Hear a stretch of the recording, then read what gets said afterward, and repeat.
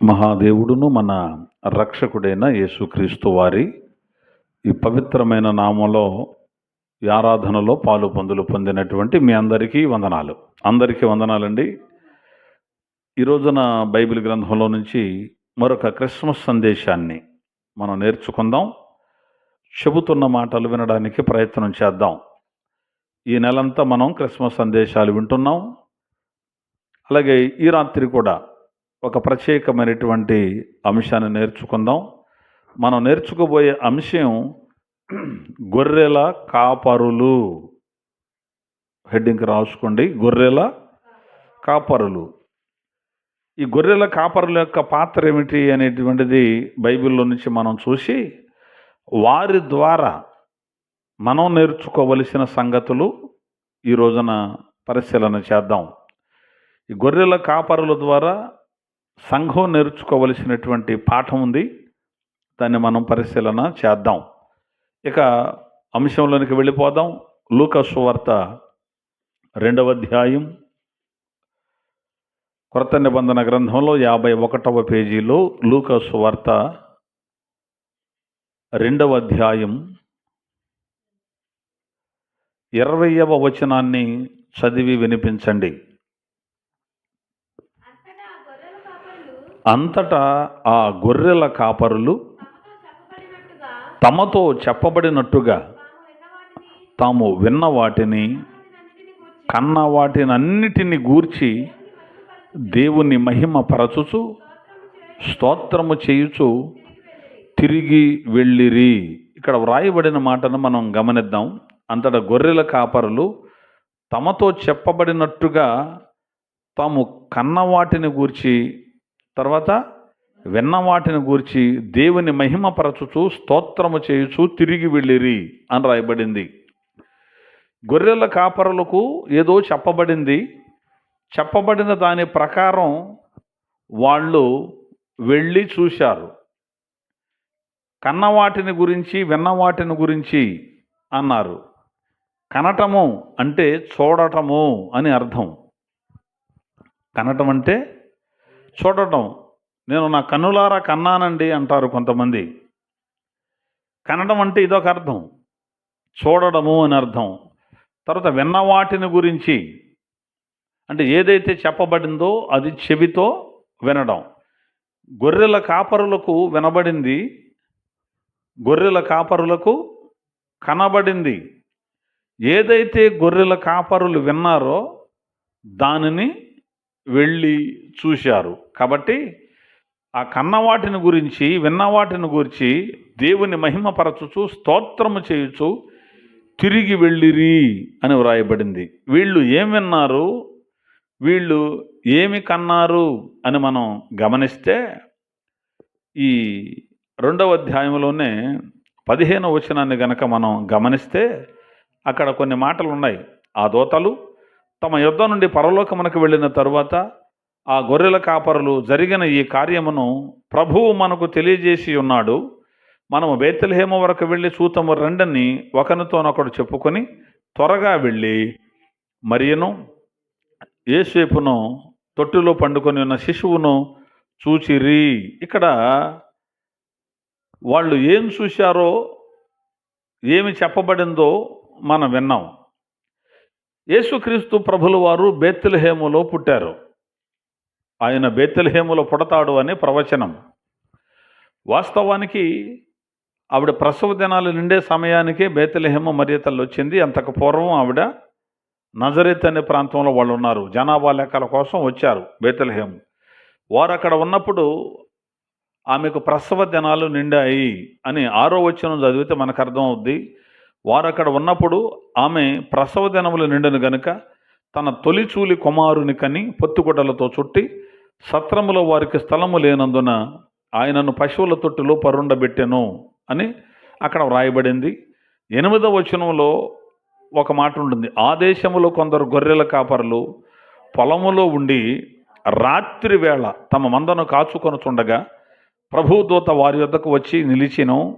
ప్రభువు మహిమ వారి చుట్టూ ప్రకాశించినందున వారు మిక్కిలి భయపడిరి. అయితే ఆ దూత చెబుతున్నాడు, మీరు భయపడొద్దు, ఇదిగో ప్రజలందరికీ కలగబోవు మహా సంతోషకరమైన సువర్తమానము నేను మీకు తెలియజేస్తున్నాను. దావీదు పట్టణమందు నేడు రక్షకుడు మీ కొరకు పుట్టి ఉన్నాడు. ఈ సమాచారం జరిగింది. అంటే యేసుక్రీస్తు ప్రభుల వారు పుట్టినప్పుడు రాత్రి వేళ పొలములో గొర్రెల కాపరులు తమ మందను కాచుకుంటున్నారు. వాళ్ళు అలా కాచుకుంటున్నప్పుడు జరిగిన సందర్భం ఏమిటి అంటే, దేవదూత ప్రత్యక్షమై దేవదూత వారికి కనబడి చెబుతున్నాడు ఒక మాట. ఏమని? దావీదు పట్టణమందు నేడు రక్షకుడు మీ కొరకు పుట్టి ఉన్నాడు. ఆ మాట వాళ్ళు విన్నారు. కాబట్టి మీరు వెళ్ళి చూడండి అన్నప్పుడు వాళ్ళు వెళ్ళి తమతో చెప్పబడినట్టుగానే కన్న వాటిని విన్న వాటిని గురించి వాళ్ళు ఏం చేశారు? దేవుని మహిమపరచుచు స్తోత్రము చేయుచు తిరిగి వెళ్ళిరి అని వ్రాయబడింది. యేసయ్య పుట్టినప్పుడు ఆ రాత్రి గొర్రెల కాపరులు యేసయ్యను బాలుడిని చూడడానికి వచ్చారు. అయితే వచ్చిందెవరు?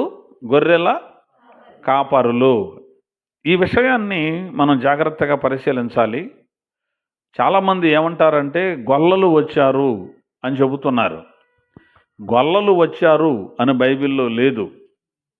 వచ్చింది గొల్లలు కాదు, గొర్రెల కాపరులు వచ్చారు. అంటే గొర్రెలు కాపరులు వస్తే గొల్లలు అని ఎందుకు అనుకుంటున్నారు అంటే, సహజంగా మన ప్రాంతాల్లో వాళ్ళే గొర్రెలను మేపుకుంటారు కాబట్టి గొల్లలు అనేవాళ్ళు గొల్లలు వచ్చారు అని మన వాళ్ళు ఊహించుకున్నారు అంతే. గొర్రెలు కాసేది గొల్లవాడే గనుక వాళ్ళే అనుకున్నారు వీళ్ళు. యేసుక్రీస్తు ప్రభుల వారు కూడా మత్తయి సువార్తలో 25వ అధ్యాయంలో చెబుతాడు, గొల్లవాడు మేకలను వేరు చేసినట్టుగా మంచి వాళ్ళేమో కుడివైపున, చెడ్డవాళ్ళేమో ఎడమవైపున అన్నాడు యేసు ప్రభు. అంటే గొల్లవాడు వేరు చేసినట్టుగా అన్నాడు ప్రభు. అంటే గొర్రెలు కాసేది గొల్లలే కాబట్టి మన తెలుగులో వీళ్ళు రాసేటప్పుడు గొర్రెల కాపరులు అన్న దగ్గర గొల్లలు అని వాళ్ళు అక్కడ మత్తయి సువార్త 25వ అధ్యాయంలో ఆ మాట ఉంటుంది. కానీ గొర్రెల కాపరులు వచ్చారు. వీళ్ళు ఎక్కడున్నారు? మళ్ళీ వీళ్ళు ఏ దేశం వాళ్ళు? వీళ్ళు ఏ ప్రాంతం వాళ్ళు? యెరూషలేము వారే, యోధా దేశానికి సంబంధించిన వాళ్ళే వీళ్ళు.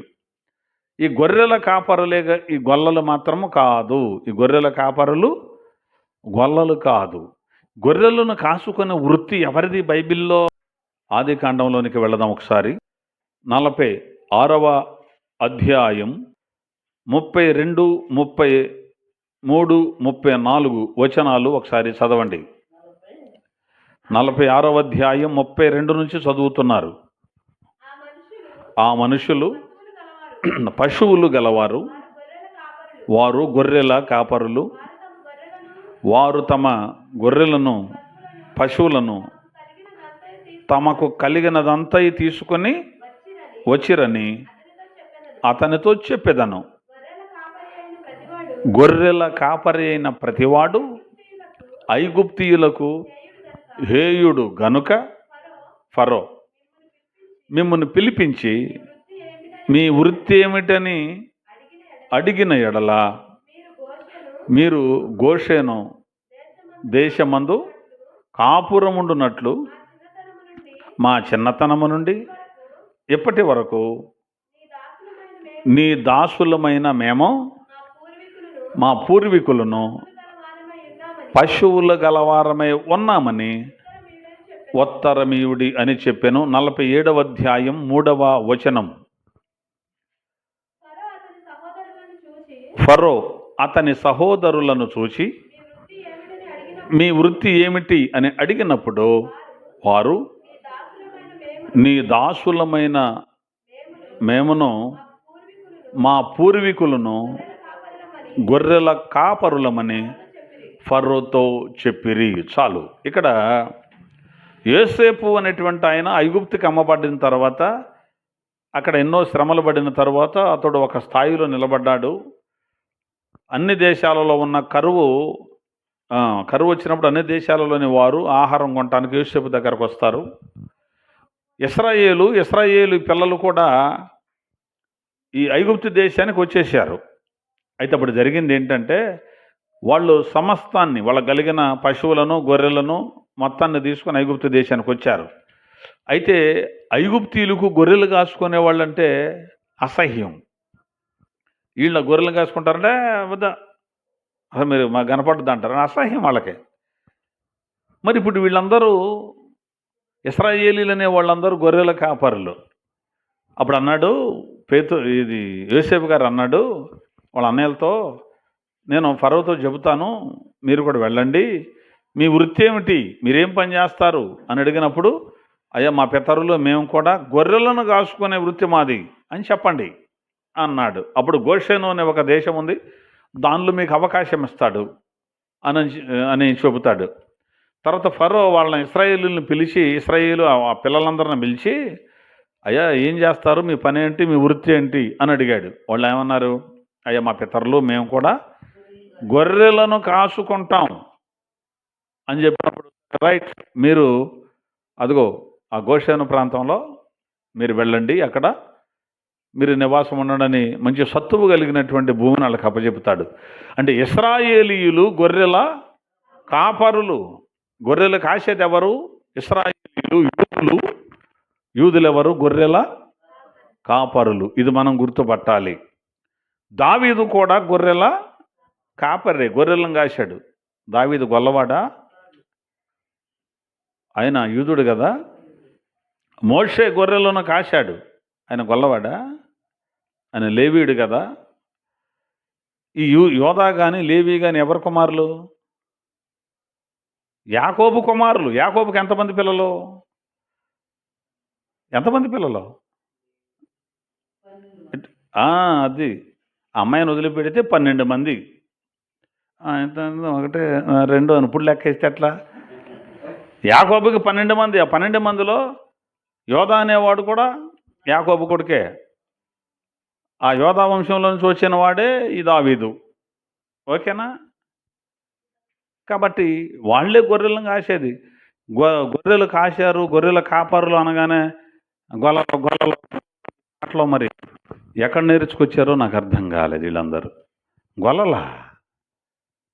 బైబిల్ చదవట్లేదా? ఎవరో ఒకళ్ళు రాసేసాడు గొల్లలు అన్నారని, మేమంతా గొల్లలు అంటున్నామండి, సరిపోద్దా?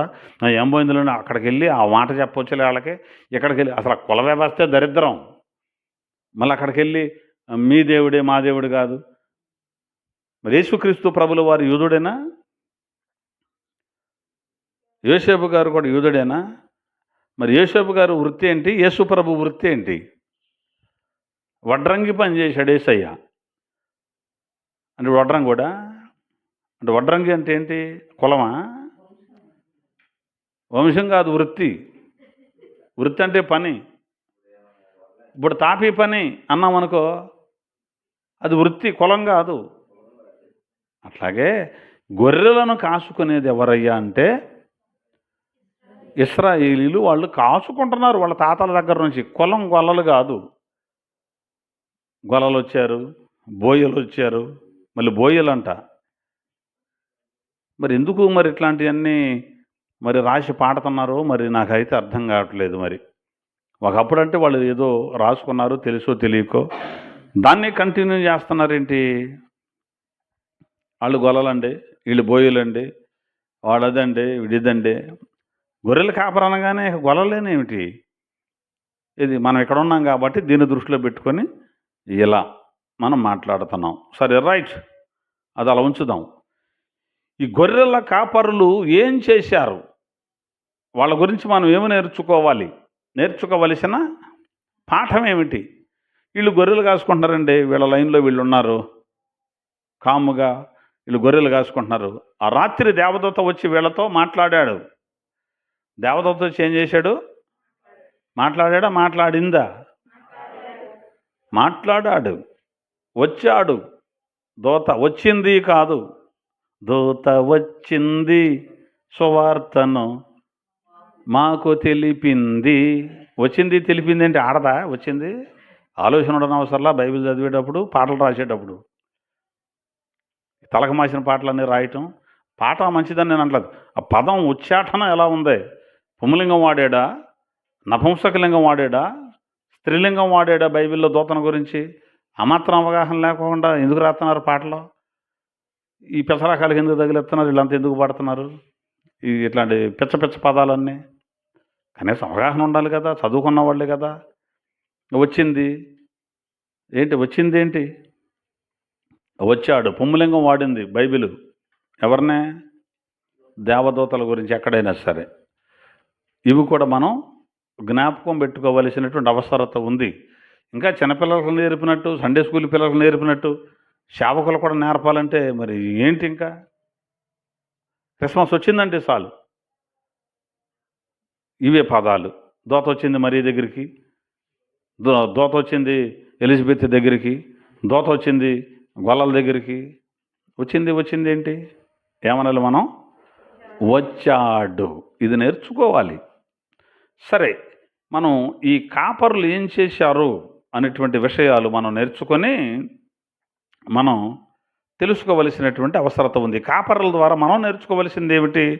2వ అధ్యాయం 15వ వచనంలో అక్కడ ఒక మాట అన్నాడు, ఆ దోతలు తమ యొద్ద నుండి పరలోకమునకు వెళ్ళిన తరువాత ఆ గొర్రెల కాపరులు జరిగిన ఈ కార్యమును ప్రభువు మనకు తెలియజేసి ఉన్నాడు, మనము బేత్లెహేము వరకు వెళ్ళి చూతము రండని ఒకరితో ఒకరు చెప్పుకున్నారు. ఇక్కడ వ్రాయబడిన కార్యం ఏమిటంటే, ఈ దేవదూతలు విన్నారు. మొదటిగా దేవదూతలు చెప్పిన దాన్ని విన్నారు. వాళ్ళు విని ఆ వర్తమానాన్ని నమ్మారు. నమ్మబట్టే పదండి వెళ్ళి చూసొద్దాం అనుకున్నారు. అంతేనా? ఇప్పుడు ఏదైనా ఒక విషయం చెప్పినప్పుడు విని ఊరుకోలా, వాళ్ళు ఏం చేశారు? నమ్మారు. మొదటిగా వినాలి, ఆ విన్న దానిని నమ్మాలి. మనం ఇది నేర్చుకోవాలి. వాళ్ళ ద్వారా నేర్చుకోవాల్సింది ఏంటంటే, మనం వినాలి. ఏం వినాలి? వాక్యాన్ని వినాలి. వినుట వలన విశ్వాసం కలుగుతుంది. వింటూ ఉంటేనే మనకేమొస్తుంది? విశ్వాసం వస్తుంది. అందుకని వాక్యాన్ని మనం వినాలి. అలా విన్నప్పుడు మాత్రమే మనకు నమ్మిక అనేటువంటిది కలుగుతుంది అని దీన్ని బట్టి మనం అర్థం చేసుకోవాలి. ఈ కార్యములు ప్రభువు మనకు తెలియజేయించాడు అన్నారు. అంటే దేవుడే మనకు ఈ మాటలు చెప్పించాడని వాళ్ళు నమ్మారు. దోత వచ్చి చెప్పినప్పుడు విన్నారు, కరెక్ట్గా విన్నారు. బేత్లెహేము వెళ్ళమంటే వాళ్ళకి ఎక్కడికో ఎక్కడికి వెళ్ళమన్నాడు దేవుడు, అక్కడికే వాళ్ళు వెళ్ళారు. అంటే మొత్తం మీద మనం నేర్చుకోవాల్సిన పాఠం అంటే, మనము వాక్యాన్ని జాగ్రత్తగా వినటం నేర్చుకోవాలి ముందు. అది సరిగ్గా వినలేకపోతే ఎంత ప్రమాదం అంటే, యాకోబు పత్రికలో అంటాడు దేవుడు, మీరు వినువారు మాత్రమై ఉండి మిమ్మల్ని మీరే మోసపుచ్చుకొనకుండా విన్న వాక్య ప్రకారము ప్రవర్తించేవారుగా ఉండండి. అంతే. విని మనమే మోసం చేసుకోకూడదు. ఆ విన్న దాని ప్రకారం మనం ఏం చేయాలి? ప్రవర్తించాలి. ఇది చెయ్యొద్దు అని బైబిల్ చెప్పినప్పుడు దాన్ని ఏం చేయాలి? మనం చెయ్యకుండా ఉండడమే. ఇది చెయ్యొచ్చు అని దేవుడు అన్నప్పుడు ఖచ్చితంగా దానిని చెయ్యడమే. వద్దు అన్నది మానాలి, చెయ్యి అన్నది చెయ్యాలి. అది వినడం అంటే. వినడం అంటే ఏంటి? అదే. అంతే తప్ప వద్దన్న దాన్నేమో చేయడం, చేయొచ్చు అన్నదాన్నేమో మానేయడం, ఇది వినడం కాదు. కాపరుల ద్వారా మనం నేర్చుకోవలసినటువంటి ప్రాముఖ్యమైన మాట ఏమిటంటే, మొదటిది మనము వినాలి. బైబిల్ ఏం చెప్తుందో వినాలి, దేవుడు ఏం చెప్తున్నాడో వినాలి. అంతే తప్ప మా అయ్యగారు అట్లా చెప్పలేదండి, లేకపోతే మేము మొదటి నుంచి మేము చేసింది ఇది కాదండి, ఇవాళ మీరు అది చెప్తే కుదురుద్దా, మీరు ఇది చెబితే కుదురుద్దా అని వాళ్ళన్నారు అట్లా, వీళ్ళన్నారు ఇట్లా కాదు. బైబిల్ ఏం చెబుతుందో ముందు దాన్ని వినాలి. బైబిల్ చెప్పింది వినకుండా మా తాత అట చెప్పాడు, మా ముత్తాత అట చెప్పాడు, మా అయ్యగారు అట చెప్పాడు, మా పెద్ద అయ్యగారు అట చెప్పాడు, లేకపోతే మా పూర్వీకుల నుంచి ఇది చెప్పారు అది చెప్పారు అని సోదంతా చెబుతారు. ఎందుకు? చాలామంది సోది చెప్పకూడదు. ఎవరైనా ఏదైనా చెప్పినప్పుడు అలా ఉందా లేదా అని లేఖనాలు పరిశోధించి చూసుకోవాలి. మా సంఘంలో లేదండి ఇవన్నీ, మా సంఘం సిద్ధాంతం ఇదండి అది కాదండి, ఏదో ఒక సిద్ధాంతం వచ్చింది, దాన్ని అటు ఉంచుదాం. ఆ సిద్ధాంతం బైబిల్ని అనుసరిస్తుందా, వ్యతిరేకిస్తుందా అనేది చూడాలిగా. అందుకని ఏదైతే వినబడుతుందో దాన్ని మనం వినాలి. లేఖనం ఏది చెబితే దాన్నే వినాలి. ఏది పడితే అది మనం నమ్మకూడదు. తెలివి లేనివాడు ప్రతి మాట నమ్ముతాడు. ఇది బైబిల్ చెబుతుంది. ప్రతి మాట నమ్ముతాడు తెలివి లేనివాడు. చిక్కులు పడిపోవటానికే కదా. ఆయన అది చెప్పాడంటే అది నమ్మి, ఈయన ఇది చెప్పాడంటే ఇది నమ్మి, నీకంటూ ఒకటి లేదా? గ్రంథం ఉందగా, దాన్ని చూసుకోవాలిగా, దాన్ని పరిశీలించాలిగా. కాబట్టి వాళ్ళ ద్వారా మనము నేర్చుకోవలసినటువంటి పాఠం ఏమిటంటే, మనము వినడం నేర్చుకోవాలి. దేవుడు ఏది చెప్పాడో దాన్ని విని దాని ప్రకారం ప్రవర్తించాలి. ఇది గొర్రెల కాపరుల ద్వారా మనం నేర్చుకోవలసింది. గొర్రెల కాపరులు వచ్చారు యేసయ్యను చూడటానికి. వాళ్ళు వచ్చేసరికే ఆయన అక్కడ కనపడ్డాడు. ఇటేం గొర్రెల కాపరులు వచ్చారు, అటేం జ్ఞానులు వచ్చారని బొమ్మలు వేస్తున్నారు. బొమ్మలు వేసి ఇది ఒక పాక ఒకటి వేసి, చర్చి ముందు ఒక పాక వేసి, ఆ పాక చుట్టూరు ఒక కొక కట్టి, ఆ పాక మీద ఒక బాక పెట్టి, ఆ వేసే నోట్లో పాల పీక పెట్టి, వీళ్ళు కేకలు వేసుకుంటా అరుచుకుంటా, ఓ పక్కన జ్ఞానులు, ఓ పక్కనేమో కాపర్లు, ఓ పక్కనేమో గొర్రెలు, ఆవులు, దూడలు, ఇక్కడేమో అటు తల్లి ఇటు తండ్రి, ఇదంతా ఆడాబుడి అనమాట. అంటే నువ్వు పాకలోనే కూర్చో, ఇక ఎక్కడ వద్దు. నువ్వు పాకలోనే కూర్చో, నీకు లాలిపాటలు పాడతాం. ఈయనకేమో లాలిపాటలో యువతల స్టేజీ కట్టి గాలిపాటలో. ఇదే కదా చేసేది. ఎందుకు ఇంత అసంతృప్తి వ్యక్తం చేస్తున్నాం మనం? మార్పు లేదు, అదే బాధ. అక్కడేమో క్రిస్మస్ అని ఒక పేరు పెట్టి, క్యారల్స్ అని పెట్టి, ఇళ్ళమ్మట తిరిగి డబ్బులు పోగేసావు, బాగానే ఉంది, మంచిది. మంచి ప్రోగ్రాం ఏర్పాటు చేసి చక్కటి వర్తమానం వినిపించి, రక్షణ సువార్తను వినిపించు. దానికి సమయం ఉండదు. వాక్యం వినిపించడానికి టైం ఉండదు. ఒక పావుగంట చెప్పుండయి గారు, బోళ్ళని ప్రోగ్రాలు ఉన్నాయి ఇక్కడ. తర్వాత మైకి పట్టుకొని ఆడంత ఇచ్చాడని చెప్పాలి, ఈడంత ఇచ్చాడని చెప్పాలి, అణు పొగడాలి, ఈయన పొగడాలి. అర్థమవుతుందమ్మా? తర్వాత ఆయన్ని పిలిచి అడుగు సాల్వా కప్పాలి, ఈయన పిలిచి ఈయన సన్మానించాలి, ఈడికేమో దండ చేయాలి, అడిగేమో డోలు కొట్టాలి. అదిగో ఆ మంత్రి వచ్చాడు, ఇదిగో ఈ మంత్రి వచ్చాడు. ఈ హడావుడంతా చేసి ఇదంతా అయిన తర్వాత డాన్స్ ప్రోగ్రాం పెడదాం. ఏం ప్రోగ్రాం అది? డాన్స్ ప్రోగ్రాం పెడదాం. అక్కడ పాటలు పెట్టడం ఉంది, ఇక్కడ స్టెప్పులు వేయటం. ఇదా క్రిస్మస్? యేసయ్య నేర్పింది ఇదా? మనం నేర్చుకోవలసింది ఇదేనా? ఇది నేర్పేవాడికన్నా జ్ఞానం ఉండొద్దు? మళ్ళీ వీళ్ళు బైబిల్ బోధకులా? వీళ్ళు వాక్యం చెబుతున్నారా?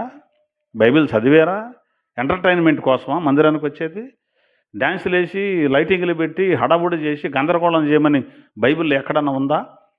నశించిపోతున్న ఆత్మలేమో ఒక పక్క నరకానికి పోతుంటే, సత్యాన్ని ఎరగకుండా లోకం నశించిపోతుంటే, లోకంలోంచి మేము ప్రత్యేకించబడ్డాం, మేము మందిరానికి వచ్చాం, రక్షించబడ్డాం అనుకుని చెప్పుకునేటువంటి వాళ్ళు ఇలాంటి పనికిమాలిన పనులు చేస్తే ఇంకెవడు రక్షణ పొందుతాడు? పొందుతారా? రక్షణ పొందుతారా? వాక్యానికి చోటేమో, వాక్యానికి స్థలమేమో, వాక్యం వినడానికి ఇష్టపడం, ఇలాంటివి చేయకూడదు అని దైవజనులు చెబుతుంటే అవి పట్టించుకోం. మేము ఇవే చేస్తాం, మేము మొదటి నుంచే చేసేది ఇదే, మాకు ఇదే ఇష్టం, మేము డాన్సులు వేస్తాం, మేము నాటకాలు ఆడతాం, మేము వేషాలు వేస్తాం. ఒకళ్ళు నువ్వు కాదన్నావు అనుకో, అయ్యగారు నువ్వు కాకపోతే బోళ్ళు గుళ్ళు ఉండవు, అటేసి అక్కడికి పోతాం అనేటువంటి పరిస్థితుల్లో క్రైస్తవ్యం ఉండిపోయింది. మరి ఏమిని సచ్చారు? ఇన్ని సంవత్సరాల వాక్యాలు ఏమి వింటున్నారు? అనే జనులకి ఏమి నేర్పిస్తున్నాం మనం చేసే ఈ పనుల ద్వారా?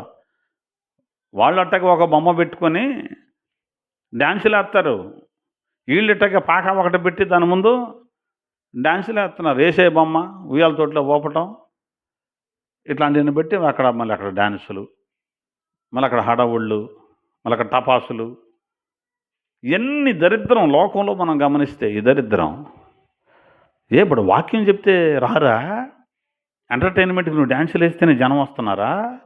అట్లా చేస్తేనే వస్తారంట, ఇట్లా చేస్తేనే వస్తారంట, అక్కడ ఉండి పెడితేనే వస్తారంట, లేకపోతే రారంట అన్నప్పుడు అట్లాంటి వాడు వచ్చినా ఒకటే, రాకపోయినా ఒకటే కదా. వాక్యం నేర్చుకోవడానికే కదా రావాల్సింది, వాక్యం నేర్పడానికే కదా పిలవలసింది.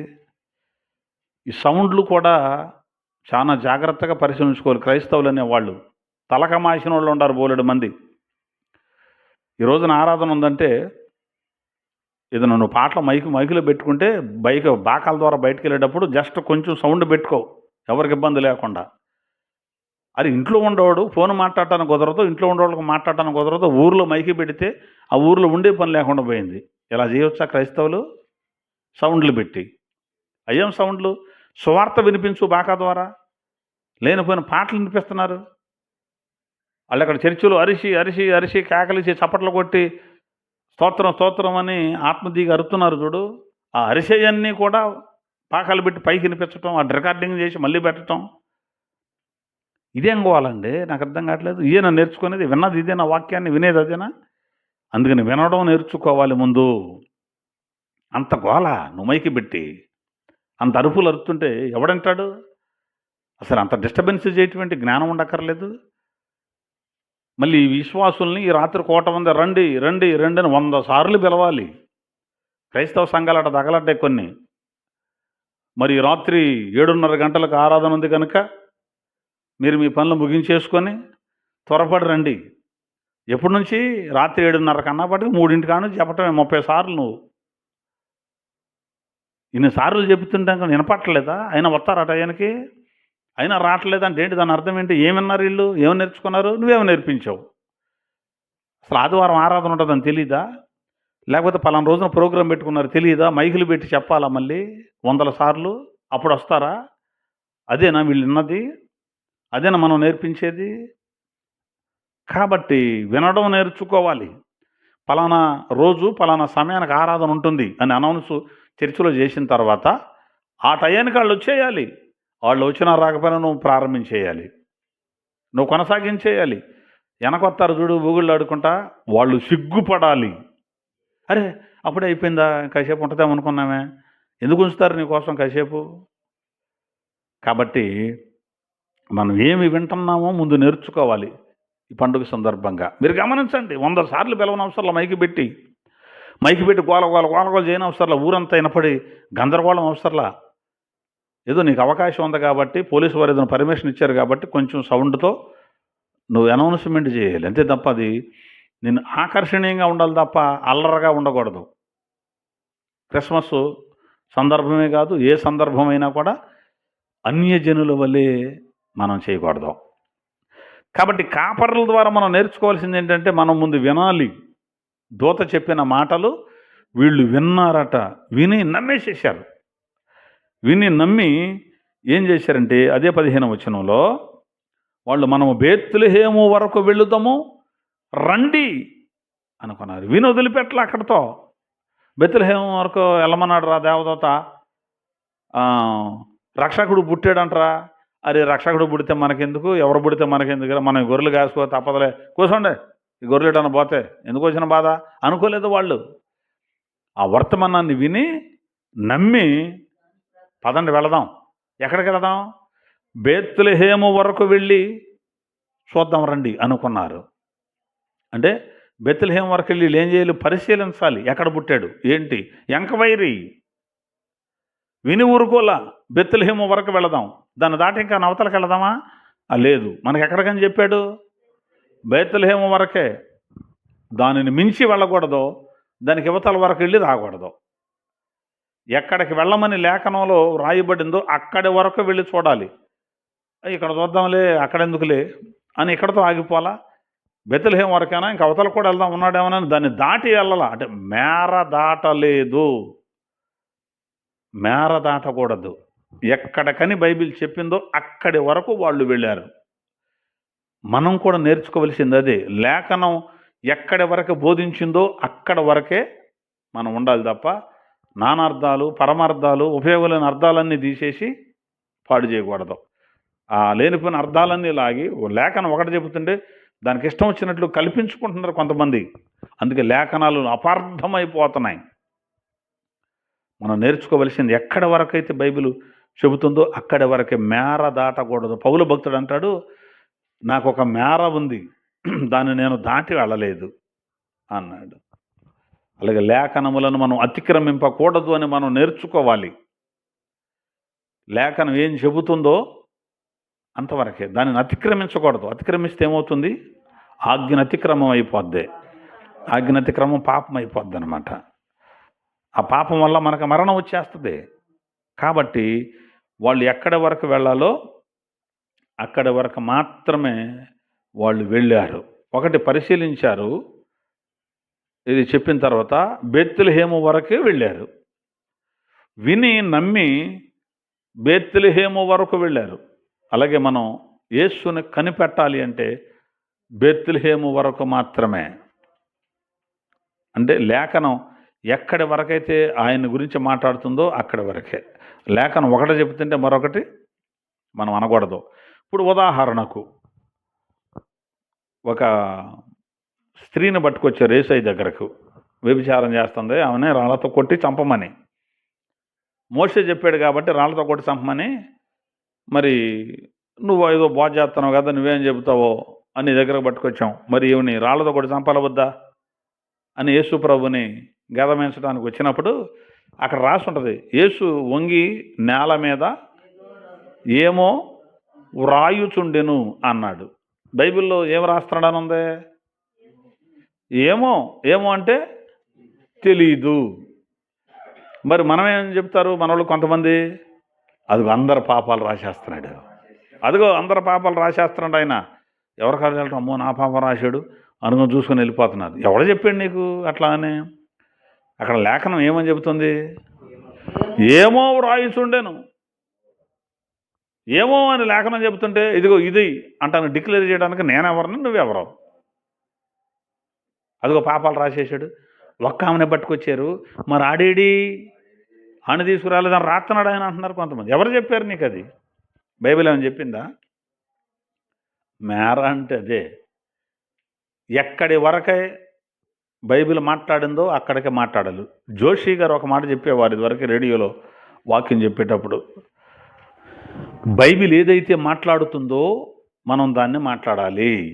బైబిల్ ఎక్కడైతే సైలెంట్గా ఉందో అక్కడ మనం నోరు మూసుకొని కూర్చోవాలి. ఇంకేదో దానికి వ్యాఖ్యానం చెబుదామని బయటకు వచ్చామా, మేర దాటిపోయినట్టే దాన్ని మనం మనసుతో మనకిష్టం వచ్చినట్లుగా ఆ లేఖనాన్ని పాడు చేసినట్టే. ఓకేనా? అది ఉన్నదాన్ని ముందు దాని ప్రకారం నడవడం నేర్చుకోవాలి. లేని దాన్ని ఎందుకు మళ్ళీ యాడ్ చేయడం? లోకాన్ని తీసుకొచ్చి సంఘంలో కలిపారుగా, లోకాన్ని తీసుకొచ్చి సంఘంలో కలిపారుకండి. ఏది మేర దాటిపోయి లోకాన్ని తీసుకొచ్చి సంఘంలో కలిపి గందరగోళం చేసేసారు సంఘాన్ని, చిక్కురుక్కరు చేసేసారు సంఘాన్ని. చిన్నపిల్లల డ్యాన్సులు ఏంటి? చిన్నపిల్లలతో కదండి, పెద్దవాళ్ళు కాదుగా. చిన్నపిల్లవాళ్ళేగా డ్యాన్సులు వేసేది. పెద్దవాళ్ళే అండి, చిన్నపిల్లలండి. చిన్నపిల్లలతో వేయొచ్చా డ్యాన్సులు పెట్టి?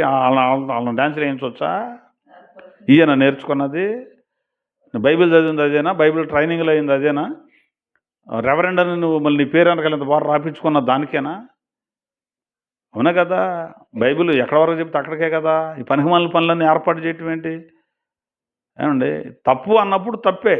పిల్లవాడు చేసిన తప్పే, పెద్దవాడు చేసిన తప్పే. లేదు నీకు తెలియదు బ్రదర్, ఏదో చెప్తున్నావు కానీ అసలు ఎంత ఆహ్లాదకరంగా ఉంటుందో తెలుసా, ఎంత బాగుంటుందో తెలుసా, ఎంతమందిని ఆకర్షించవచ్చో తెలుసా, ఎంత గొప్పగా జరుగుద్దా అని అనిలు ఎంతమంది అనుకుంటారో తెలుసా, భలే చేశారండి అని అనుకుంటారో తెలుసా.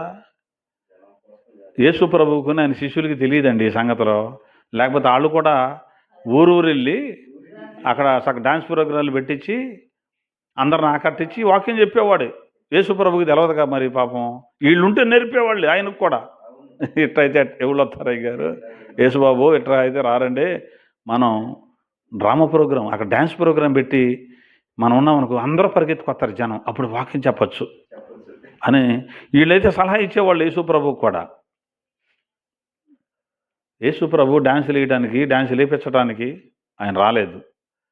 ఆయన నవ్వెత్తానికి రాలేదు వాక్యాలు చెప్పి. యేసు ప్రభు నవ్వాడని ఎక్కడన్నా ఉందా బైబిల్లో? ఏడ్చాడని ఉంది మళ్ళీ 2 సార్లు. ఆయన ఏడ్చాడు వీళ్ళని చూసి, మనల్ని చూసి ఆయన ఏడ్చాడు తప్ప ఎక్కడన్నా నవ్వాడా? మరి ఇప్పుడు మైకి పట్టుకోవటం నవ్వెత్తున్నారు, వాక్యం చెప్పడం లేదు, వాళ్ళకి బూడిదా లేదు. నవ్వీయటం అనుకుంటా. దీన్ని నవ్వటానికైనా దీన్ని పిలిచింది? ఆ నవ్వి చోటుకే 10,000 ఇయ్య, 20,000 ఇయ్య, 30,000 ఇయ్య, ఆడే పిలవ, ఆడే పెద్ద స్పీకరు. ఇదేంటి ఇట్లా మాట్లాడుతున్నాడు అనుకోవద్దు. ఎందుకంటే నవ్వించటం ఏంటండి, అసలు లేఖనం ఏం చెబుతుందనే దాన్ని వివరించి చెప్పకుండా ఖండించకుండా ఒకంత భోగేస్తున్నారు ఎందుకు నాకు అర్థం కాలేదు. ఒకవేళ ఈ మాటలు ఎవరికైనా ఇబ్బందికరంగా ఉంటే, బ్రదర్ నీకు తెలియదు ఇది ఈ కారణాన్ని బట్టి నాకు చెప్పండి, నేర్చుకుంటా. మరి ఈ యూట్యూబ్ ద్వారా ఎవరైనా చూస్తున్నా నాకు నేర్పించండి. లేఖనం ఇక్కడ చెబుతుంది, నువ్వేంటి ఇట్లా మాట్లాడుతున్నావు, నేర్పించండి, నేర్చుకుంటాను, నేను సిద్ధమే. మరి కాస్త పనికొచ్చే పనులు చేయడం మంచిది. ఒకటి, వాళ్ళు విని నమ్మి ఎక్కడ వరకైతే వెళ్ళమన్నాడో దేవదూత అక్కడి వరకు వాళ్ళు వెళ్ళారు. 16వ వచనంలో ఇంకొక మాట చెబుతున్నాడు, చూద్దాం. త్వరగా వెళ్ళి చాలు. ఆ వర్తమానం విన్న తర్వాత వాళ్ళు, అరే పొద్దున్న వెళ్దాం, చీకట్లో ఎందుకురా, అరే చీకట్లో వద్దు, తెల్లారాక వెళ్దాం. పుట్టినోడు ఎక్కడికి వెళ్తాడు, అక్కడే ఉంటాడులే, రాత్రిపూట ఎందుకు, మరి పురుగు పుట్టుంటాయేమో, పొద్దున్న వెళ్దాం, వెలుగు వచ్చిన తర్వాత వెళ్దాం, తెల్లారిన తర్వాత వెళ్దాం అనుకున్నారా? త్వరగా వెళ్ళి. ఈ స్పీడ్ ఉండాలి క్రైస్తవులకి, ఇది ఉండాలి. దేవుని గురించిన వాక్యం విన్న తర్వాత, దాన్ని నమ్ముకున్న తర్వాత, మనం ఎక్కడి వరకు మనకు ఒక పరిధి ఫలానా చోటకని అర్థమైన తర్వాత వెళ్దాంలేండి అనుకోవద్దు. త్వరగా ఉండాలి, స్పీడ్ ఉండాలి. దేవుని కార్యాల పట్ల, దేవుని కార్యాల పట్ల స్పీడ్ ఉండాలి, త్వరగా వెళ్ళాలి. దేవుని కార్యములను అశ్రద్ధగా చేయకూడదు. దేవుని కార్యమును అశ్రద్ధగా చేయవాడు శాపగ్రస్తుడు అవుతాడు. దేవుడి పని అంటేనే చూద్దాంలే. మరి మన సొంత పని అంటే పరుగులాట. అందరూ తమ సొంత కార్యములనే చూసుకొనుచున్నారు, కానీ దేవుని కార్యాన్ని చూడరు. సొంత పని అన్నసరికి ఎవరమైనా సరే ఈ టైమా ఆ టైమా, ఆ రాత్రి ఈ రాత్రి చూడడం, మధ్యరాత్రి 2ంటికైనా లేచి వెళ్ళాల్సి వస్తే పరిగెత్తుతాం. ఏ పనైనా సరే మన సొంతది అన్నసరికి. అదే దేవుని పని అనుకో, ఇప్పుడే భోంచేశారా మధ్యాహ్నం, చూద్దాంలే, ఎప్పుడు చూద్దాం, నేను పడుకోవాలి, అలసటగా ఉంది అని నిద్రపోతాం. ఎందుకని? దేవుని పని అంటే అంత నిర్లక్ష్యం. త్వరగా వెళ్ళారట వాళ్ళు. నిద్రలేదు, మళ్ళీ ఈ టైంలో మనమేం వెళతాంలే, రేపు చూసుకుందాంలే అనుకున్నారా? మనం వాళ్ళ ద్వారా నేర్చుకోవాల్సింది ఏంటంటే, దేవుని పని అసలు ఎప్పుడు అశ్రద్ధగా చేయకూడదు. చేయట్లేదా? చేస్తున్నారు. ఎలా? అశ్రద్ధగా. దేవుని కార్యములను అశ్రద్ధగా చేయవాడు అంటే చేస్తున్నాడుగా. దేవుడి పని చేస్తున్నాడా? చేస్తున్నాడు. మరి ఎట్లా చేస్తున్నాడు? అశ్రద్ధగా. దానివల్ల ఏంటి? చేశాడుగా, శ్రద్ధగా చేశాడుగా. ఫలితం ఏంటి? అశ్రద్ధగా చేస్తే శాపం.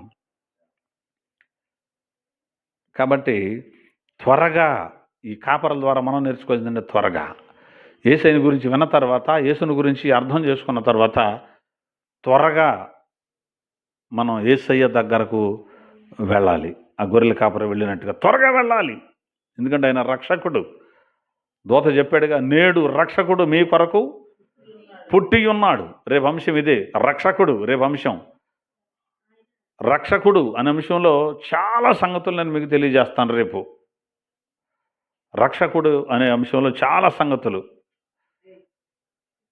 రక్షకుడు ఎవరు? ఈయన దేని నుంచి రక్షిస్తాడు? రక్షకుడు ఎవరో తెలియాలి. ఆయన దేని నుంచి మనల్ని రక్షిస్తాడో తెలియాలి. ఆయన రక్షణను మనకు ఎలా ఇచ్చాడో మనం చూడాలి. దాన్ని పొందుకోవాలంటే మనమేం చేయాలో తెలియాలి. అసలు ఈ రక్షణ ఎన్ని భాగాలకు ఉంటుందో తెలియాలి. చాలా విషయాలు ఉంటాయి. రేపు ఆదివారమే కనుక ఒక అరగంట ఎక్కువైనా బాధ లేదు. మ్యాక్సిమం ఆ సబ్జెక్టు మాత్రం ముగించడానికి చూద్దాం. కాబట్టి దూతలు చెప్పారు, రక్షకుడు మీకోసం పుట్టి ఉన్నాడు అని చెప్పారు, మీరు వెళ్ళండి అని చెప్పాడు. చెప్పినప్పుడు, ఆ సంగతి విన్నప్పుడు కాపరులను మెచ్చుకోవలసింది ఏంటంటే వాళ్ళు త్వరగా వెళ్ళిపోయారు. మనం ఆలస్యం చేయకూడదు. ప్రార్థన కూడిక ఉందంటే ఈ పూట వెళ్ళేంలే అనకూడదు. త్వరగా. దావీదు మహారాజు గారు, అయ్యా మందిరానికి వెళదామా, వస్తావా అని అడిగారంట కొంతమంది జనులు. దావీదు మహారాజుని ఏమడిగారు? అయ్యా మందిరానికి వెళదాం, వస్తావా అని అడిగారంట. ఆయన ఏమన్నాడు? చాలా బాధగా ఉందిలే, చాలా నీరసంగా ఉంది, నేను రాజుని, మీలా ఖాళీకి తిరిగి అనుకుంటాం ఏంటి? రాజ్యం నేను చూసుకోవాలి, సైన్యం ఎలా ఉందో చూసుకోవాలి, వాళ్ళ పోషణ ఏంటో చూసుకోవాలి, ఇక్కడ గుర్రాలు ఏంటో చూడాలి, అక్కడ వెండి ఏంటో చూడాలి, ఇక్కడ బంగారం ఏంటో, అక్కడ పెద్ద భవనం ఒకటి కడుతున్నారు, మరి దాని సంగతి అంతా చూడాలి, ఇవన్నీ చూడాలి. నాకు ఎక్కడ కుదిరితే మందిరానికి కిందరానికి రాను అన్నాడా? దేవుని మందిరమునకు వెళుదామని జనులు నాతో అనినప్పుడు నేను సంతోషించాను అన్నాడు. అసలు మందిరంలో నివాసం ఉండటమే నాకు ఇష్టం. దేవుడు అనగానే అశ్రద్ధ ఉండకూడదు, దేవుని కార్యాలను అశ్రద్ధగా చేయకూడదు. ఇవాళ చెప్పవలసిన సువార్త ఇవాళే చెప్పేయాలి, రేపు వెళ్ళి చూసుకుందాంలే అనకూడదు. ఇవాళ వెళ్ళి అక్కడికి వెళ్ళి సువార్త చెప్పాలని ప్రేరేపణ నీకు ఉన్నప్పుడు రేపు వెళ్దామని ఎల్లుండి వెళ్దాం అనుకున్నావు అనుకో, ఈ సువార్త విని ఎవరో రక్షించబడే వాళ్ళు ఉన్నారు, నువ్వు నిర్లక్ష్యం చేయటం వల్ల వాళ్ళు పోతారు. అక్కడ మనం రక్షించబడాలి, నువ్వు రక్షించబడు అని దేవుడు చెప్తున్నాడు. త్వరగా రక్షణలోకి రావాలి. రేపు వస్తానులే, ఎల్లుండి వస్తానులే, అవతల ఎల్లుండి ఇంకా సేపటికి ఎవడు ఉంటాడో లేదో తెలియదు, ఈలోపు పోతే. కాబట్టి అవకాశం ఉండగానే, సమయం ఉండగానే త్వరగా దేవుని కార్యాలు మనం ఏం చేయాలి?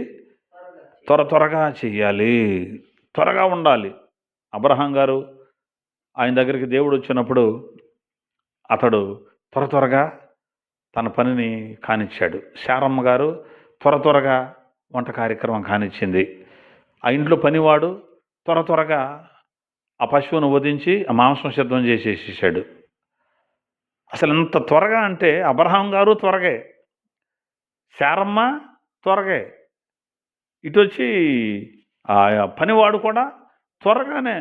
ఇప్పుడికప్పుడు వచ్చి మధ్యాహ్నం పూట వచ్చి నువ్వు మళ్ళీ చపాతీలు కాల్చమంటావు, కూర వండమంటావు, నా వల్ల కాదు అందా. త్వరగా 3 మానికల పిండి బీసికిందంటామా చపాతీ పిండి. ఇప్పుడు అంత బెసకుంటే మన అమ్మో కొంకరలు పోతున్నాయి, ఏళ్ళు చేస్తాయి. ఇక కాదు కానీ ఆర్డర్ పెట్టు, ఆల్రెడీ లైన్లో ఉన్నాయి వస్తున్నాయి అంటాం. 3 మానికల పిండి తడిపి పెసకటం అంటే మళ్ళీ అవన్నీ రొట్లు కాల్చాలి. మళ్ళీ ఈలోపు చక్కగా కొవ్వినటువంటి ఒక గోవుని వాడు వధించి మాంసం కొట్టి వాడు త్వరగా తీసుకొచ్చి ఇచ్చాడు. అదంతా మళ్ళీ కూర ఉండాలి, చపాతీ కూర. ఈ చపాతీ ముక్క చెంపటం, ఆ కూరలో నంచుకోవటం, ముక్కతో కలిపి తింటాను అనమాట. అంతేగా ఎంత స్పీడ్గా చేశారు. ఏమయ్యా అబ్రాహ్మ నీకు ఏం పని లేదా నా యజమానుడా? అరే మధ్యాహ్నం ఎండవేళ అని రాసింది అక్కడ, ఈ టైంలో వచ్చావు, ఇప్పుడే కాస్త అట్లా తిని పడుకున్నాను నేను, మళ్ళీ వాళ్ళు చుట్టాలు వచ్చారు, వాళ్ళు వచ్చి వీళ్ళు వచ్చారు అంటారు. అదే మనవాళ్ళు కనుక మధ్యాహ్నం పూట వాళ్ళని వస్తే కనీసం మంచినీళ్ళు కూడా ఇరు, టీ కాసి పెట్టు, టీ వచ్చారు కదా టీ అన్నామనుకో, ఎడ కనపడుతున్నాను నీకు, ఇప్పుడు వరకు నా పనులు చేసి ఇప్పుడే అటువంటికిలే అంటారు. అనోళ్ళు ఉన్నారు, అందరూ అంటారని నేను అన్నాం. కాబట్టి త్వరగా ఉండాలి, స్పీడప్. దేవుని పనిని స్పీడ్ చేయాలి, స్పీడ్గా ఉండాలి. దేవుని కార్యాల కోసం రక్షించబడడానికి త్వరపడాలి. సువార్త కోసం సువార్త చెప్పాలి. పాడగలిగిన వరం ఇచ్చాడా, టయానికి వచ్చి పాడాలి. కరపత్రాలు రాసే జ్ఞానం ఇస్తే కరపత్రాల ద్వారా సువార్తలను పంపించేయాలి. పాటలు రాసే జ్ఞానం ఇస్తే పాటలు రాసేయాలి. ఒకవేళ ఇది నా వల్ల కాదండి, నేనేమి చేయలేనంటే చేయగలిగిన వాళ్ళకు సహకరించగలిగితే సహకరించాలి, చేయగలిగిన వాళ్ళకి సహకరించాలి.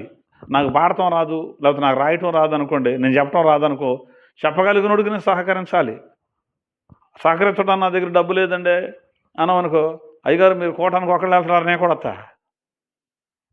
వస్తానండి. రాత్రిపూట మీరు ఒకళ్ళు వెళ్ళి వస్తున్నారు, యేసుప్రభు ఇద్దరిద్దరిని పంపించాడు కదా, ఒకళ్ళని వెళ్ళొద్దన్నాడు కదా, నేను వస్తా మీకు జతకే అని ఆయనకు జతకన్నా వెళ్ళి రావాలి.